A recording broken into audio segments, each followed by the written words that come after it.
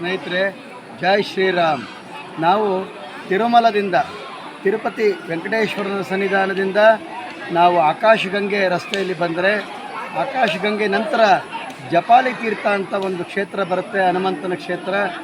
ಈ ಜಪಾಲಿ ಬೆಟ್ಟ ನಮಗೆ ತಿರುಪತಿಯಿಂದ 5 ಕಿಲೋಮೀಟ್ರ್ ಆಗುತ್ತೆ. ಬಸ್ ವ್ಯವಸ್ಥೆ ಇರುತ್ತೆ ಮತ್ತು ನಮ್ಮ ಸ್ವಂತ ವಾಹನದಲ್ಲಿ ಬಂದು ಸುಮಾರು 2 ಕಿಲೋಮೀಟ್ರ್ ನಾವು ಬೆಟ್ಟದಲ್ಲಿ ದಟ್ಟವಾದ ಕಾಡಿನ ಮಧ್ಯೆ ಒಳ್ಳೆ ರಸ್ತೆ ಮಾಡಿದ್ದಾರೆ, ಬರ್ಬೋದು.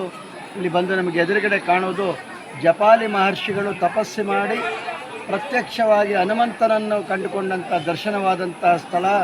ಉದ್ಭವ ಹನುಮಂತನನ್ನು ಒಳಗಡೆ ಗರ್ಭಗುಡಿಯಲ್ಲಿ ಕಾಣ್ಬೋದು. ಕೇಸರಿ ನಂದನನಾಗಿ, ಕೇಸರಿ ಸಮೇತನಾಗಿ ಹನುಮಂತ ಇಲ್ಲಿ ದರ್ಶನ ಕೊಡ್ತಾನೆ.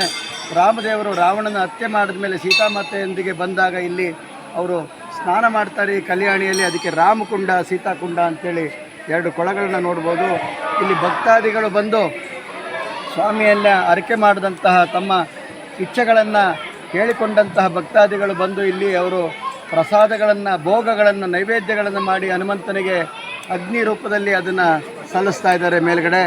ಇಲ್ಲಿ ಇದೊಂದು ಉತ್ತಮವಾದಂಥ ಪರಿಸರ, ದಟ್ಟವಾದ ಎತ್ತರವಾದ, ಅತಿ ಎತ್ತರವಾದ ಹಚ್ಚ ಹಸುರಿನ ಕಾಡು, ಪ್ರಾಣಿ ಪಕ್ಷಿಗಳು, ಅಳಿಲುಗಳು, ಆಮೇಲೆ ಒಂದು ಮಧುರವಾದಂತಹ ಒಂದು ಶಬ್ದ, ಪ್ರಕೃತಿಯ ದಿವ್ಯ ಸೌಂದರ್ಯವನ್ನು ನಾವು ಸವಿಲಿಕ್ಕೆ ಇಲ್ಲಿ ತುಂಬ ಆಹ್ಲಾದಕರವಾಗಿದೆ, ತುಂಬ ಪ್ರಸನ್ನವಾಗಿದೆ.